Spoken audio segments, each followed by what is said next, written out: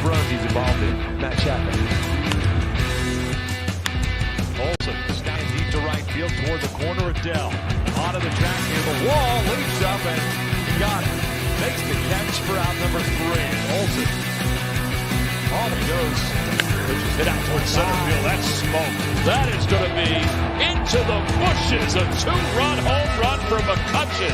And the Phillies take a 2-0 lead. Here's another 3-2 going again as Soto hits one high in the air, right center field. Brinson near the wall, leaps, and he makes the catch! Lewis Brinson makes an unbelievable catch over the wall in center field. All right. Well, welcome into this latest edition of the Belly Up Fantasy Live Baseball Show. I am your host, Kevin, and at the present time, I am on an island, and hopefully we'll be having Nick come and join us in about 10 minutes or so. Vince and Dan could not join us this evening, so it is upon me to entertain the masses, and I'm going to do just that. All right, so we're here, and the best part about today is our sponsor. I'm going to talk about them right now. I have been talking about them for quite some time. They're a great corporation, great company. Of course, I'm talking about InTheClutch.com. And if you go on there, just wait until we're done here or until I'm done. And go on there. They have tons, and I'm talking tons, of officially licensed merchandise on there. They have lots of baseball, they have lots of players, but they also have football, and they have basketball and hockey and much, much more. So if you're looking for something in the sports realm, and who isn't, get over there to InTheClutch.com and remember to put in your code, which is Belly Up Fantasy, to get 10% off. What kind of deal is that? That's a great deal. So get over there today. Like I said, when I'm finished here, get over there and check them out. You'll be glad that you did. All right. So we are starting off the second half of the season, having come through the Home Run Derby, which was Monday, and the All-Star Game was on Tuesday. And we have to say that all 3 of us missed out on the home run champion. Although, in my defense, let me point out that my choice was Corey Seager, and he hit the second most home runs in the first round. Unfortunately, he went up against Julio Rodriguez, who had the most home runs in the first round.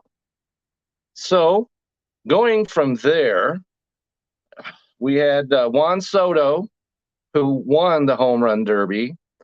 And we had talked about Juan Soto before the break. We talked about him last week. Of course, he's in the headlines right now. And there's a lot of talk about who could possibly make a play for him. And there are no shortage of suitors out there. And fortunately for Soto, we had said that he was not having the kind of season that we're used to seeing out of him, which was certainly true, but he has been pretty much on fire since just before the break. And he is back to being the Juan Soto of old. So there are, like I said, there are no shortage of suitors that could go get him. It's a question now of who could put together the best package, because the trade deadline is next Tuesday. It's a week from this, 2 days from now. And so there's not a lot of time for teams to put together a package. So it's going to be interesting to see what happens with that. And so, as I was saying, the All-Star Game is over, won by the American League for the 9th straight year. I am a National League guy, as we all know, because of being a Dodger fan. So that was a downer. And the game itself was a downer after the 4th inning because there wasn't anything that went on. It was unfortunate for baseball. They had to spotlight all of themselves, and they just couldn't put their best foot forward in that game. And I'm talking about they had one of the lowest ratings of all time. I'm not sure exactly what they expect us baseball fans to do with that information. But anyway, so the games are now over for the All-Star break. And we have to say that baseball is putting their best foot forward after the All-Star break, because on Thursday you had the Yankees and you had the Astros playing a 2-game series. It's kind of weird that they were playing a 2-game series coming out of the All-Star break, but they did. And the Astros, interestingly enough, beat them in both of those games. They have played 7 times now, the Astros and the Yankees, and the Astros have won 5 of those games. So most, if not all, this season, the Yankees have been viewed as the team to beat in baseball, but the Astros have shown they are not afraid of the Yankees whatsoever. And I'd have to check my standings, but they're right behind the Yankees as far as the best record in baseball. And if they happen to pass New York and take over the best record, that means that New York would have to beat them in Houston, because Houston would have the home field advantage. So it would be very, very interesting to see what happens with that. And then the Astros, after that doubleheader against the Yankees, went up to play the Seattle Mariners. And the Mariners, as we all know, came into the All-Star break having won 14 straight. Everybody was praising them, as they should. But the Astros went up there to Seattle and beat them in all 3 games. So all those that thought that the Yankees were going to make mincemeat out of the American League better stand by, because the Astros are a team to be reckoned with. And so that's what's going on there. And also, the Astros and Mariners get it on again next week in Houston. So coming out into the second half, baseball is putting their best foot forward. Of course, you had the best rivalry, in my opinion, the best rivalry is Boston and New York. But after that, it's the Dodgers and the Giants. They played a 4-game series in Dodger Stadium, and the Dodgers had won the first 3 games of that series. Let me go and check, see here, because they were playing as I went live. The game's now final. The Dodgers beat them 7-4, which means that the Dodgers swept them in a 4-game series. And so you have to sit there and consider the Dodgers as being the best team in the National League, and there's really no debate about that. The Giants had come in there playing pretty well before the break, but the Dodgers put them down all 4 games. There were some interesting games in there, and it wasn't an easy. They won. It wasn't like it was 15-2 or anything like that. They won on Friday on Cody Bellinger hit a grand slam in the 8th inning, and then you had Mookie Betts making the catch in right field, which is nothing new for Mookie Betts. He's done that. But if you haven't had a chance to get over there to see that play, get out there and check out Mookie. Just do a search, Mookie Betts catch. It was a great catch. All right. And also, because he hit a 3-run homer, in Mookie Betts did. And so it seems like the Dodgers, they're all firing on all cylinders. Their hitters are pitching well. Clayton Kershaw did not pitch particularly well today, but the Dodgers still won. So, yay, Dodgers. All right? Yay. Okay. So, let's see what else we got going on, because we talked about the All-Star game. Oh, it's too bad that my colleagues from the Phillies are not present right now, because they need to defend their team, because they started the second half in the number 2 wild card spot in the National League. They let the Cubs come in there, and the Cubs are intimidating nobody this season, and the Cubs swept them in a 3-game series. So, Nick, Dan, defend your team, okay? You let the Cubs on your stadium beat you in 3 games in a row. Not good. All right. But they have a chance to redeem themselves, the Phillies, I mean, because the Braves and the Phillies get together tomorrow, start a 3-game series in Philadelphia. And we had talked about whether or not the Braves could chase down the Mets. Well, as of play began today, they are just a half game back. So the Mets and that hot breath they feel in the back of their neck right there, and their hair is raising up, that's because the Braves are right behind them. So that should make some interesting baseball coming down to the stretch, because there's a lot of divisions that don't have anything to tune in for. The Yankees are up big. The Astros are up big. The Dodgers are up big. The American League Central, they're not playing as a division very well. So what are you going to look at there? But you've got the NL East half game right now coming into play today. So there's reason to check into that. There's reason the Milwaukee Brewers, Vince's team, had Colorado come into there. Colorado can solve a lot of ills because especially when they're on the road, which they were in this series. So the Milwaukee Brewers swept that 3-game series. The Cardinals, though, are still out there. So there's a lot of baseball to watch in the second half. So in case you're thinking, I don't need to watch baseball, incorrect, because you do, in fact, need to watch. All right, so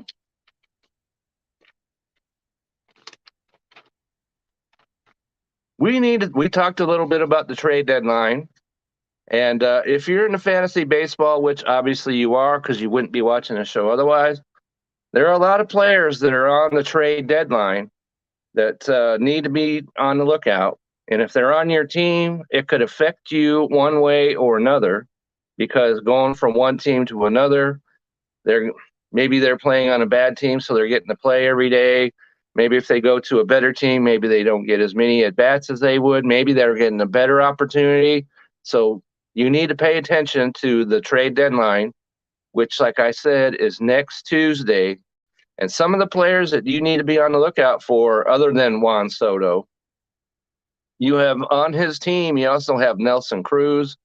He is the guy that's been hitting seemingly since, I don't know, Ronald Reagan was the president. He's not having that great a season as up till now, but he's Nelson Cruz. What else does he do besides hit? So he's a guy to keep on the lookout for. Also, the Kansas City Royals and their wonder, Whit Merrifield. He's a guy that if you have him, you're like, what do I have him for? Because he was not playing that well at all. But he has done better of late. And currently he's hitting 245. He has 14 stolen bases, but he's a 286 career hitter. And if a team goes out and gets him, that could be huge and could change his whole season around. So he's a guy I need to be on the lookout. Detroit Tigers, they're clear out of it. They've got a couple of guys on their team. Gregory Soto, he's under 3 years control still for a club that takes him. He's an all-star this year. So take a look at him and see if you can see what's going on with him. Michael Pineda, starting pitcher, has been around for a few years. He's also on the block. And Oakland. Seemingly, Oakland traded everybody that they possibly could before the season began. But they still have Frankie Montas. He has to be healthy, of course. But if he is, he's going to be on the move. So keep an eye out on him. The Rangers, who are in my backyard here, they tried to get the 500, but they just can't seem it. And they've got a guy, Martin Perez, and that's one of the guys that, unfortunately for me, I dropped him before he came out and then, turned into the all-star player that he's been this year.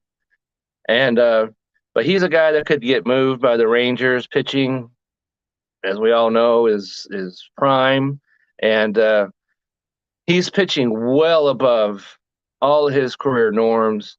And you got to, Rangers are probably thinking that he's not going to be that pitcher. Who knows how much longer he's going to be that pitcher. And so he could be on the move. Cole Calhoun, their outfielder, could be on the move. John Gray, the pitcher, and he had a tough start to his season. He's pitched pretty well. Maybe he's the guy that gets moved. And over on the Cubs, as we just mentioned, they won a 3-game series against the Phillies, but they're hopelessly out of the race. Ian Happ, their outfielder, could be on the move. Wilson Contreras, in fantasy baseball, there's not a position that's sorrier than the catcher position. And so he could be, that's the case in baseball, in real baseball. So Wilson Contreras could be on the move. He's an all-star this year, and he could be a high name that gets out there. So if you have Wilson Contreras, just hold on and see where he winds up. And the Pirates have Jose Cantana. He was a guy that has pretty much disappeared off the landscape, but he's pitched pretty well over there for Pittsburgh. And then we all know that the Pirates aren't playing for anything, not even pride at this point in the season. So Jose Cantana is the name that could be on the move to a contender, and he could be even better if he has a better team around him. So if you have him, don't be giving up hope just yet, because he could be pitching for, who knows, one of the better teams out there. And Luis Castillo is a guy for the Cincinnati Reds who has had quite a few rumors going on about him. And he started off the season terrible. Looks like we got Nick. Hold on one second here.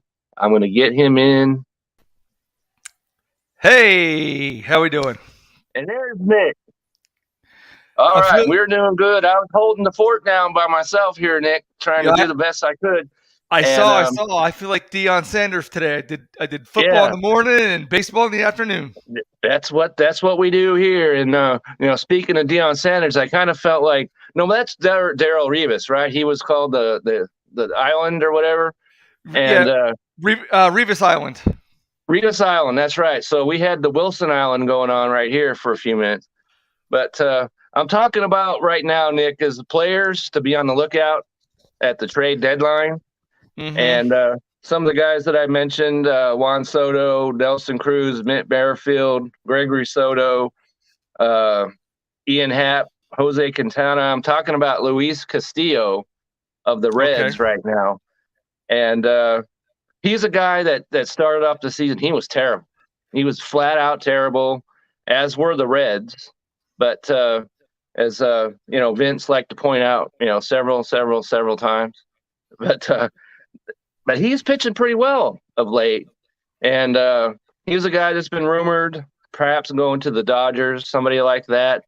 And Castillo could be a major find for a team.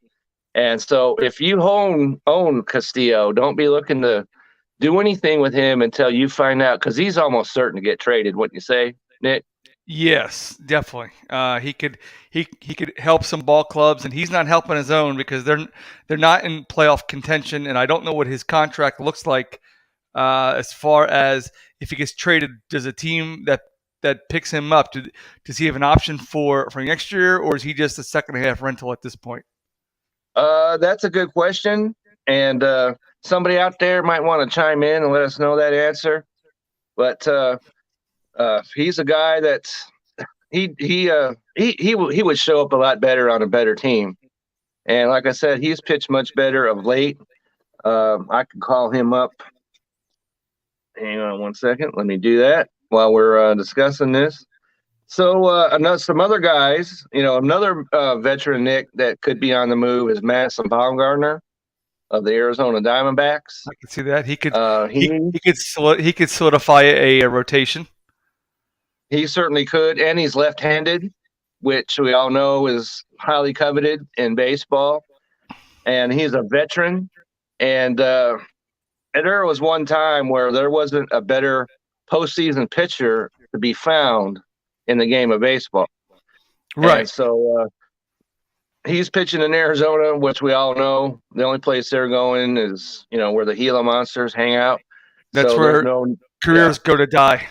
Careers are going to die. And so Madison Bumgarner could be on the move, probably should be on the move.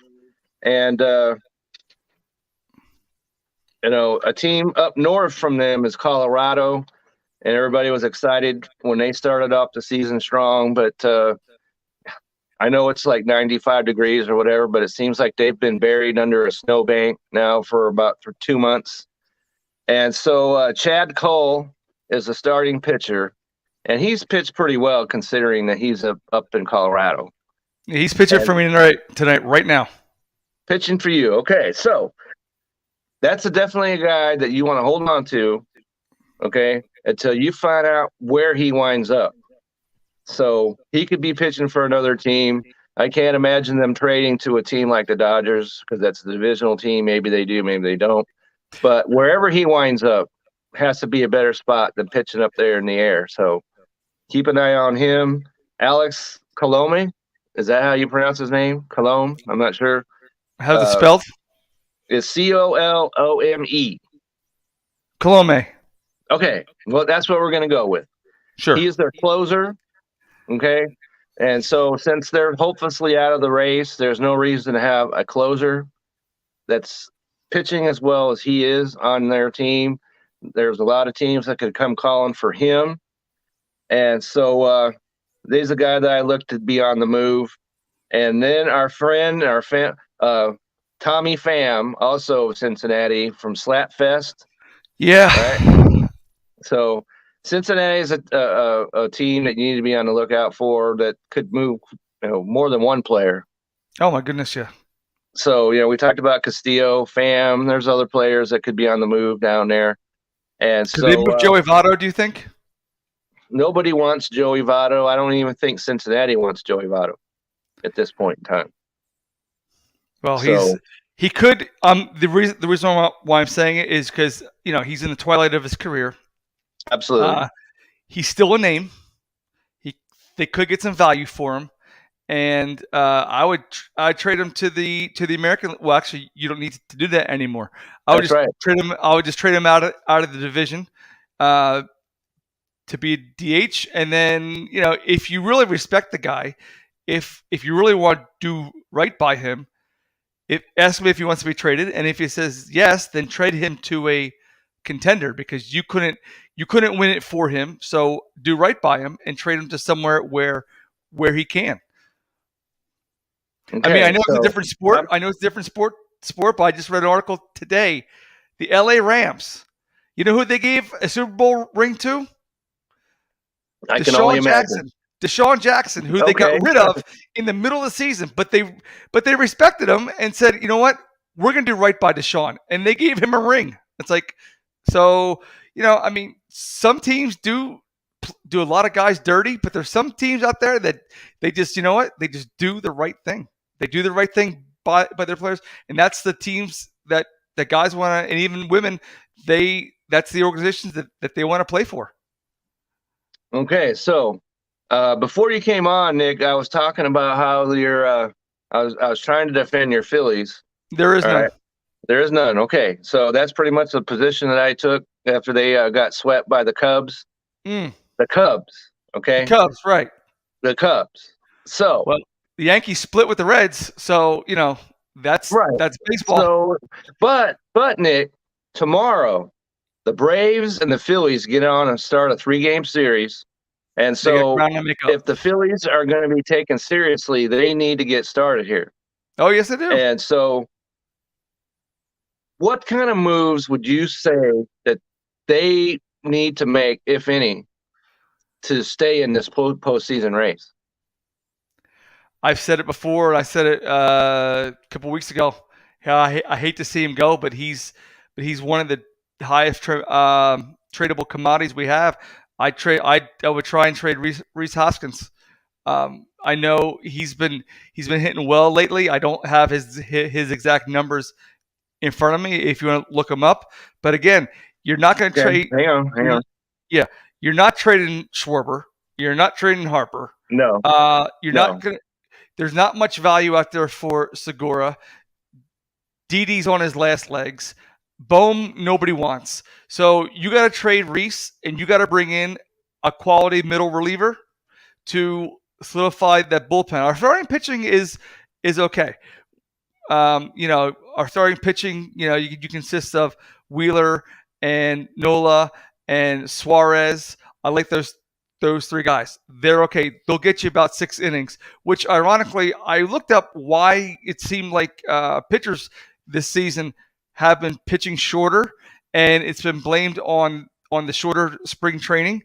And it's actually, as opposed to last year and years before, on average, it's 1 inning less, but it just seems a lot more. But going back to my earlier topic, you got to move Reese.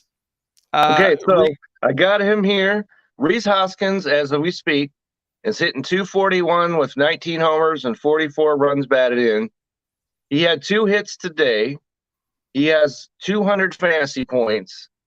So someone will take that. It hasn't been exactly terrible.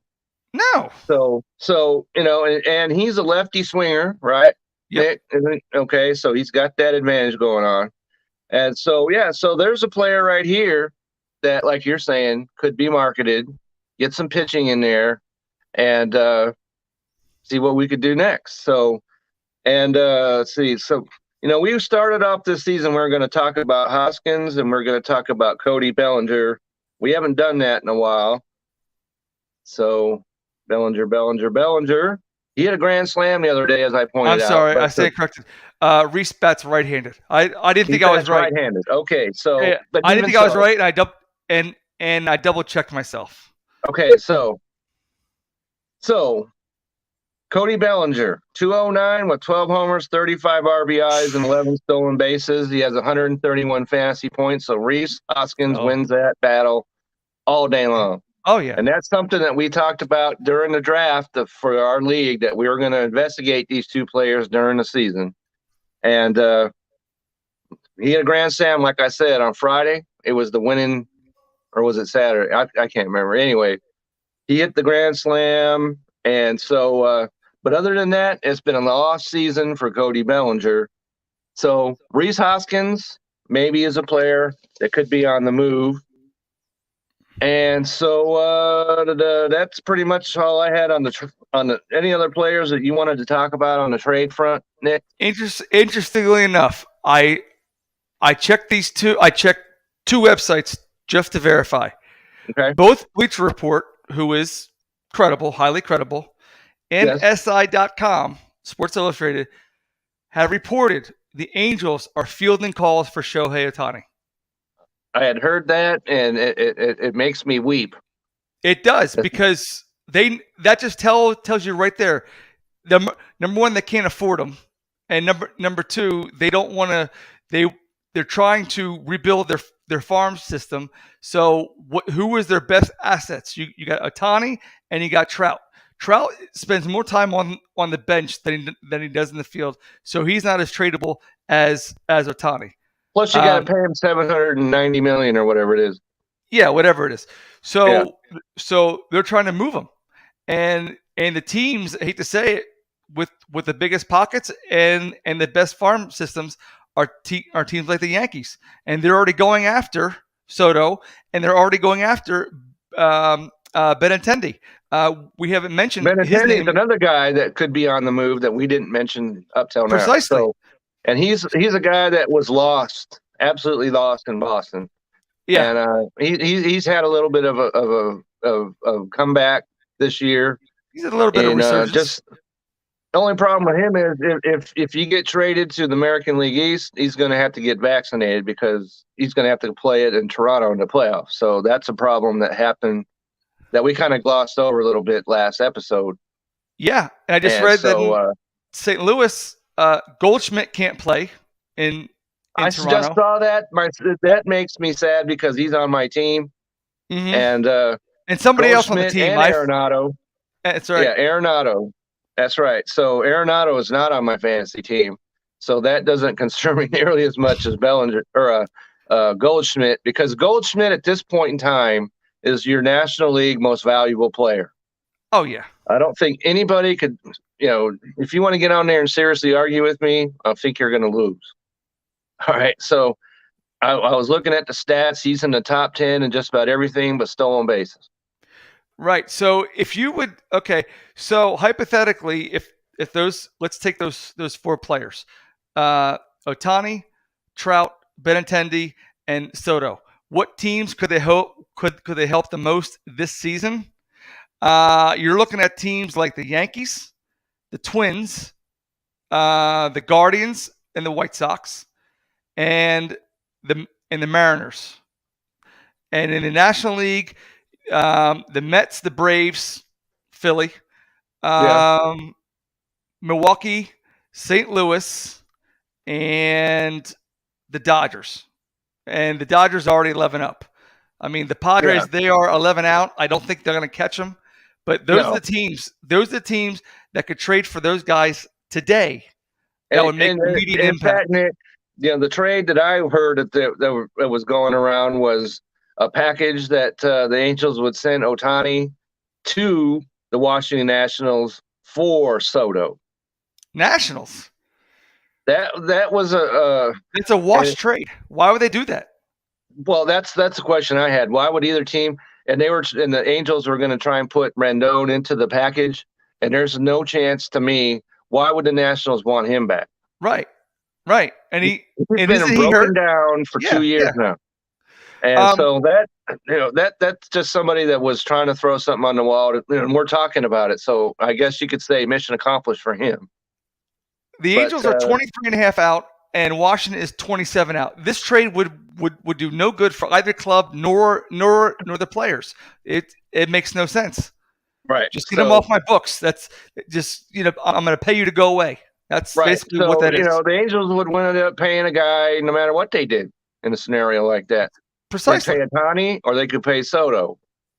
So, that's not something that I could look at them actually, either team. That's stupid. Like I said, whoever wrote that article accomplished what he set out to do, because now we're talking about it. But beyond that, so beyond that, let's just stop it.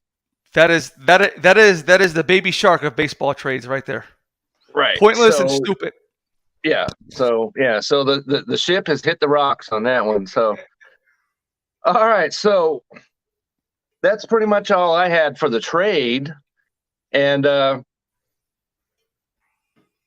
we're starting the second half. I talked about how Houston, to me, everybody always talked about how the Yankees were the juggernaut franchise in baseball this year. Mm-hmm. But the Astros right now, they beat the Yankees 2 in a doubleheader. They went up to Seattle, a team that had won 14 straight, and they swept them. So, Astros, team to beat in the American League, Nick? I would probably say, against New York? Because they played the Yankees 7 times, and they've won 5 of those games between the two teams. So Houston is not intimidated whatsoever by the Yankees, whatsoever. Yeah, on the face of it, I would say yes. But then, of course, when you get into the playoffs, it's a whole different story. As the Braves taught us a year ago, but right. I don't know. At least it gives us something to look forward to going down the stretch, because the Yankees, everybody's like, oh, the Yankees. Well, the Yankees are not guaranteed to do anything because they've got the specter of the Astros sitting there. Correct. So I can't buy it, but I wouldn't throw it out the window either. You know what I mean? So, I'm still going to go with the Yankees. I still think they're going to find whatever it is, whatever they need to do it. So I'm going to go with the Yankees. And then, of course, you can't count out the winner of the Central either, because if they're the hottest team, then they could give them a shot. But just to stick with it, I'm going to stick with New York. I will just say it flat out. Okay, so there's that. All right, so we are a fantasy show. Everybody knows that. And so Nick, and coincidentally enough, I had an article that went out just yesterday on the Belly Up Fantasy website of the players that need to be dropped. Okay, because before you can pick up players, there are players you have to drop. And there are quite a few of them out there. And just to highlight a few of them, Franmil Reyes needs to go. Okay. Joey Gallo needs to go. You just love saying Joey Gallo. I keep talking about how I'm tired of talking about him, but he keeps coming. It's like a cancer, right? You want to get rid of it, but you just can't seem to shake it. You could go get the radiological treatments and whatever else, but you just can't shake them. And so another player that needs to go, Trent Grisham of the San Diego Padres. He is not playing well. Plus, he's out. He had a collision at home plate. And so we're not sure exactly how well he's going to come out of that. And so he's a player that needs to go. But as I said, if you want to get into this in depth, go to Belly Up Fantasy website. Don't do it now because you're watching us. But after that, and after you go to intheclutch.com, by the way, I already put that out there. But it's an article. It's got pitchers. It's got hitters. And you don't want a player that you're holding on hope for, because we're at the end of July now. Oh yeah, this is put up or shut up time. Right. And as our good friend Chase over there on the Dynasty Football Show likes to say, players are what they are. There aren't any mysteries anymore. You've seen enough from these guys to be able to make a determination. No, it's just not happening this year. So don't hold on to some guys just because you maybe made a third-round pick or whatever, second-round pick. If they're killing your team, jettison them. Especially if you're in a league that's got 12 or fewer members in it. Yeah. There are players on the waiver wire that can help you. So I see that, Nick. I see that where these guys it's not just in fantasy baseball. It's all fantasy sports. Sure it is. Sentimental favorites. It's like I said earlier, and it was, I don't know if it was this show or the other show. It's not a feelings factory. I mean, you have to look at the raw data. So if the raw data says they're hitting 222 with 111 fantasy points, and they may be the player on your favorite team, or they could be your favorite player, they're not doing you any good. If they're getting more, if they're in the minus column more than they are in the plus column, you have to go. Right. And at some point, you just have to cut bait. A player that comes to my mind that I wrote about in this article is Mark Malecon, if I'm saying that correctly. He's the supposed closer for Arizona. Sounds about right. And right now, he has a 3-8 record. He has 6 losses in the month of July alone. That's 6 losses as a relief pitcher. It's not good at all, especially if you're the closer. Okay. And he has 2 saves since June. Okay. Those 2 facts alone means he's got to go. He has got to go. You cannot have a closer on your team because the closer, and as I saw with Josh Hader, which is one of the best closers in the game, got me negative 21 fantasy points the Friday before the All-Star, right? That's ridiculous. It's hard to come back when your closer is giving you negative 10 or 15 or whatever points it is, because what are you going to do now? Because they lost the game, they blew the save. That's negative 10 right there. So if you have a closer such as Mark Malecon on your team, and he is blowing the games more than and get rid of him. There has to be a pitcher out there that can do that. I'm not big on relief pitchers to begin with. I've got a couple, and that's it. I've got Diaz from New York, and I got Hader, and that's it. So that's my little knowledge nugget for you guys out there. If you have Mark Malecon, jettison him today. Okay, send him to the outhouse, lock the doors, and don't let him out. Okay. So you're not a dog owner, are you? No, we have a cat Cool. here. Thank goodness for that. Okay. So right, yeah. So we got to make sure that's clear. This is the cat house right here. Dogs are not invited. All right. Wow. All right. So, any players that you think that you want to throw in this that just why are you holding on to them? Okay, I have a couple. Let me get to my team. Actually, okay, I'm going to do that as well. I'm going to pull up my team. So right now, if I could today, I would get rid of Eric Hosmer. He hasn't hit water lately. If he was in a boat, the old phrase. Okay. But like I said, I'm in a 12-man team. Mm-hmm. No, I'm sorry. I'm in a 14-team league.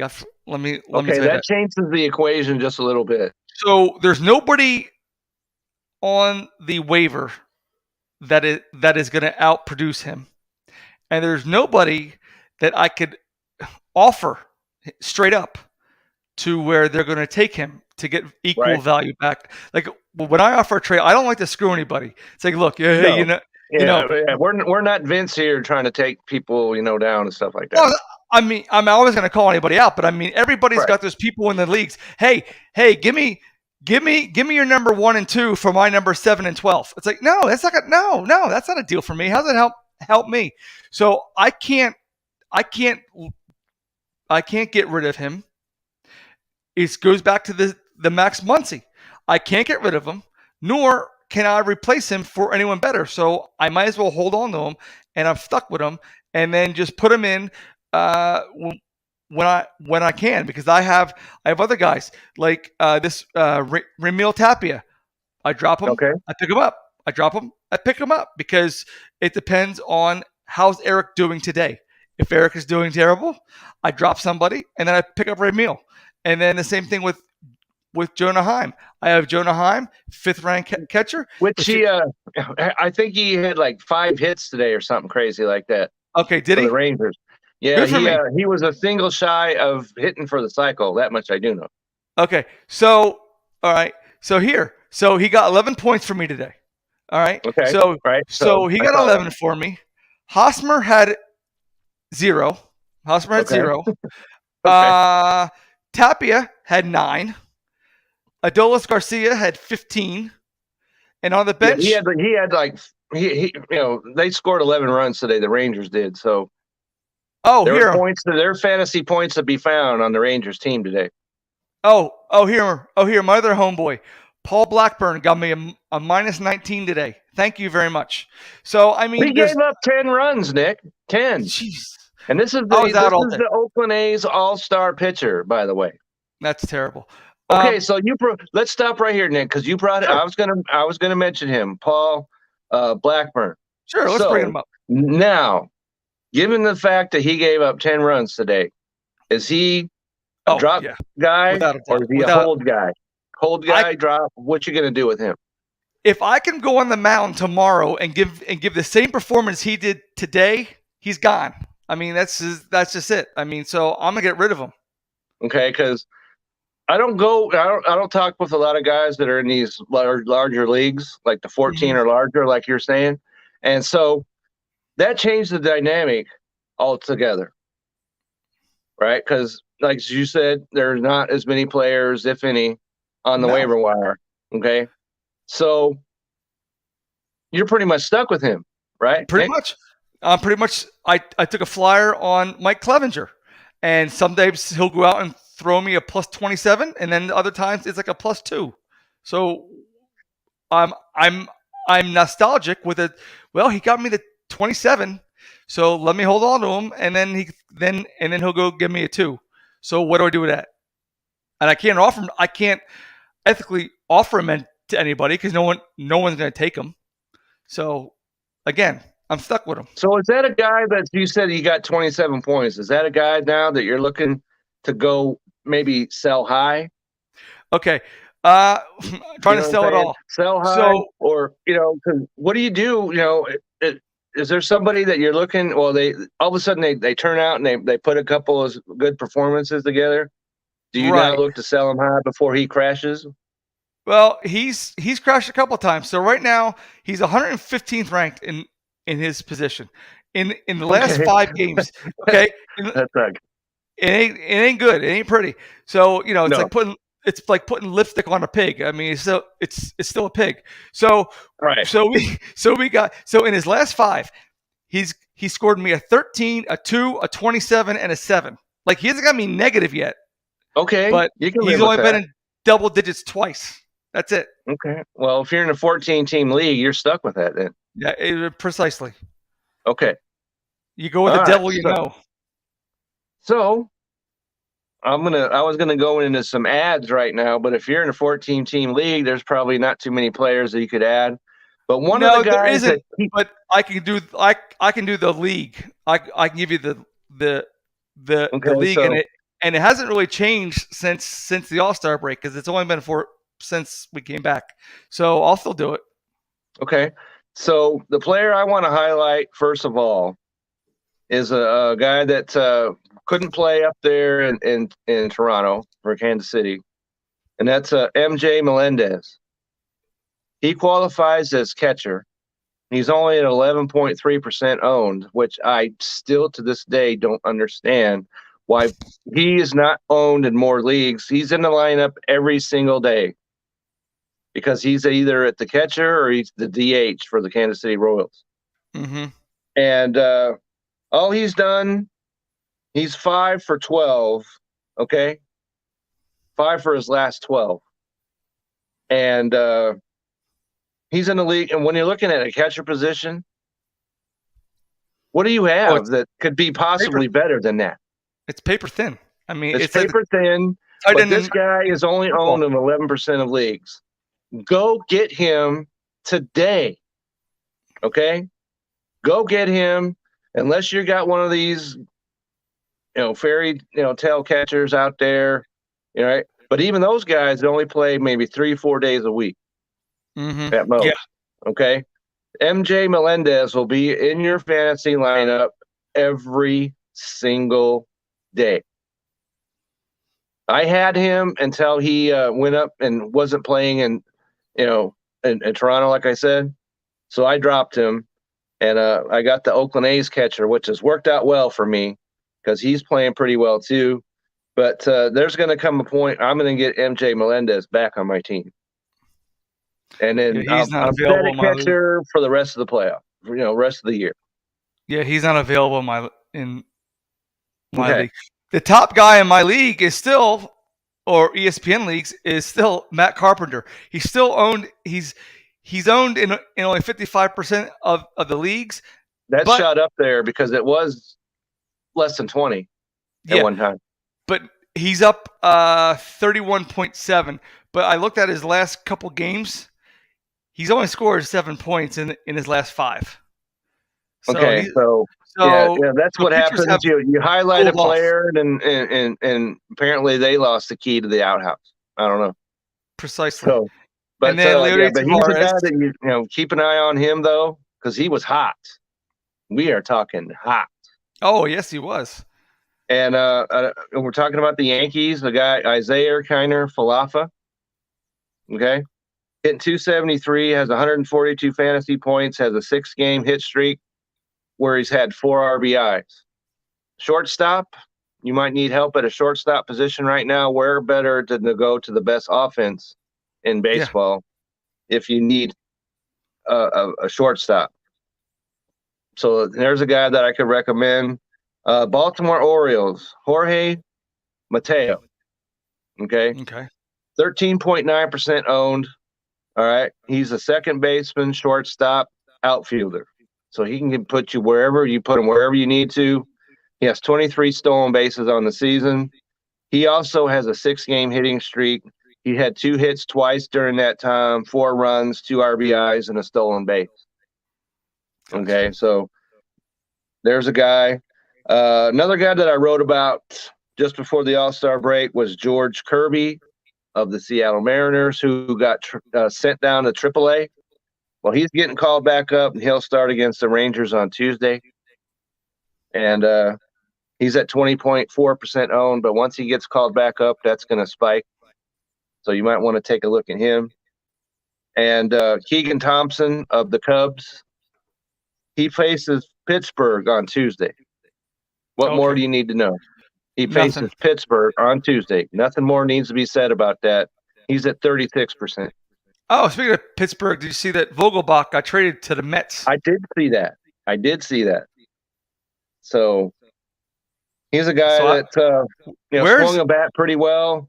And where's he going to play that offense? That's a good question, because he's not a guy that he doesn't have a svelte, body shape. Let's just put it that way. Okay. No, he's got shape. It's round. I mean, right. Last I checked, round is a shape. Yeah, it's kind of like the M from the M&Ms kind of thing. Yes. So he's not a player. I'm not making a move for him. And so any other players, Nick, that you're talking about and that need to get picked up? Yeah. Vince mentioned him last week, was Johnny Cueto. Johnny. He didn't pitch too well. He pitched today, I think, or was it yesterday? Hang on, I'll give you the answer. I can tell you, he pitched today. Okay. No, yesterday. Right. Yesterday, in his last 5, going backwards, he went 6, 17, 29, 7, and 14. So he's putting points on the board for you. I'll take 0 than a negative. So he's doing. He pitched 7 innings. 7 innings. Really? 7 innings against Cleveland. He gave up 3 runs on 8 hits. He didn't strike out anybody. So that's the problem there. Yeah, that was yesterday. Was that yesterday? Yeah, the 23rd. Yeah. Okay. But he's pitched 8, 6, 8, 6, 6, 5 1/3. So he's going to get, and he's at 38.6% owned. Vince is one of the guys that owns him, unfortunately, at least he did. Hang on a second. Yeah, added by Sports Stove. Okay, so. And then you got. Vince owns him, and as well he should. Tavares from Texas. Okay. He's a filler, 70 points overall. His last 5 going backwards, 7, 0, 2, 5, and 3. So as long as you're not in the negatives, you're doing you're doing okay. You're winning. You're doing okay if they're in the lineup more often than not, and they're giving you positive points. And as you said, if you're in one of these 14 or more, guys in your league, you pretty much have to get what you can get. Correct. It's a 10-person league here, so if someone stinks to high heaven, they're gone. Now, my entire season that way, and I lead the league by far with transactions, by far. And so those guys at the bottom of the roster, I'll jettison them at the drop of a hat and go with somebody else that I think is better. You in a 14-team league cannot do that. No, I can't. I have to do trades, and you have to pull off phenomenal trades. I get ridiculous trade offers, and I need help. I think I'm 4-9 on the season. I'm definitely out of it, but I'm still not going to make that trade just to make that other guy happy. I'm no. I'm not going to do that. No, I'm not in the business of making people happy. So right, again, it's not a feelings factory here. So right. The one guy I picked up who was hot and now is in one of the most dropped columns is Isaac Paredes. Over the last 5, he had a -1. I saw that, Nick, and so he was a hot buy, right? Not so much now. No, now he's ice cold, and you can't even give him away anymore. Cold. Ice, right? -1. Did him in play. A 3, a -1, and a 1. I mean, what do you do with that? You say have a nice day, and in my league, that's what you do. Correct. Have a nice day, and maybe I'll see you next month or who knows when, but I'll call you. Pretty much the way that works. You don't need to call me. I'll call you. A big trade that I know Kevin was excited about when he made it was for Zach Plezak, and he's doing terrible. He's 2-7. He's got an ERA of 4.02, and he's at a 4, a -1, a 4, a 19, and a 12 over his last 5. So he's in one of my most dropped columns for the ESPN leagues. Now I don't know if Vince still has him, if he's doing well for him, but well, I doubt it. Hang on a second. Let me check on that. Plezak. Let's take a look here. I doubt he's. Let's see. and one guy wanted Plezak. Here he comes. Nope, he's still owned by Diamond Addicts, whoever that is. I'll tell you one Yankees that's on my on the drops is their oldest Chapman. He's definitely out there. He needs to be out there. Don't. No, he's 0-3 with a 5.7 ERA.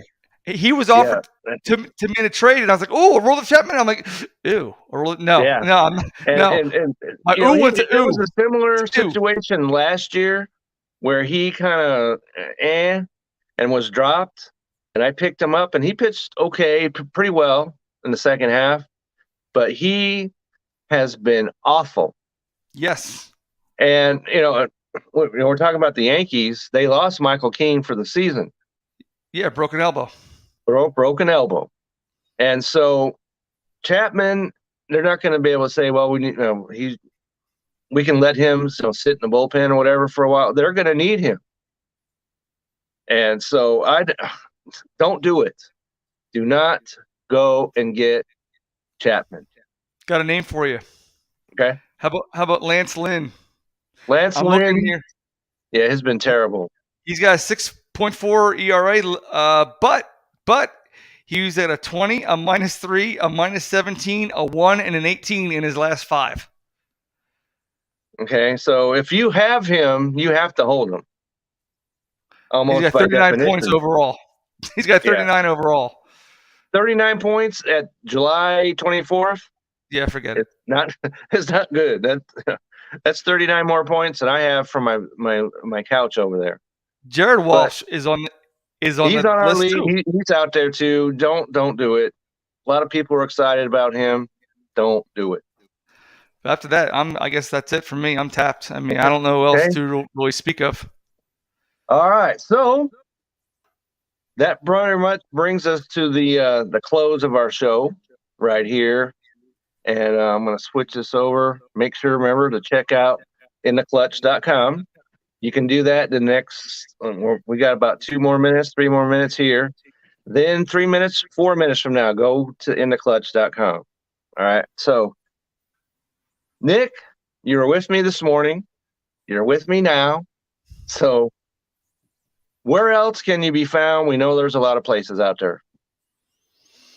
On the internet, you can find me on Twitter at Penn Flanders, and as we can tell, you can find me at tssfantasy.com, where we are going through our 32 for 32, where we go through each team's rosters, and we discuss their trade values, their fantasy rankings, and help you set your lineups. And then, of course, you can find me here on Belly Up Fantasy Baseball Live every Sunday evening at 8 p.m. Eastern Standard Time. Right. Eastern Standard Time, where Vince points out, is where time began. Okay. And it's where it's going to die. That's right. And so, as I mentioned, you and I, Nick, were on the Belly Up Fantasy Live football show this morning. It is out there. It's on Twitter.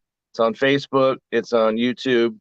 So if you haven't had a chance to watch that, we talked about the NFC East, which I know pained you greatly, talking about the Cowboys, but hopefully we solved that a little bit when we talked about the Eagles for you.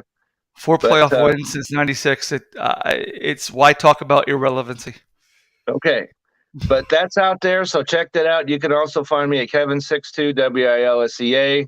As I mentioned, I have an article out there right now that's just been dropped of players that need, talking about dropped. We talked about it earlier. Players that need to go. So get over there to the Belly Up Fantasy website. Check it out. And that's pretty much all we got. So everybody out there, have a great week. We'll see you right back here next Sunday, 8 Eastern, 7 Central, where I am. And Nick, you have yourself a great week, and we'll see you on the flip side.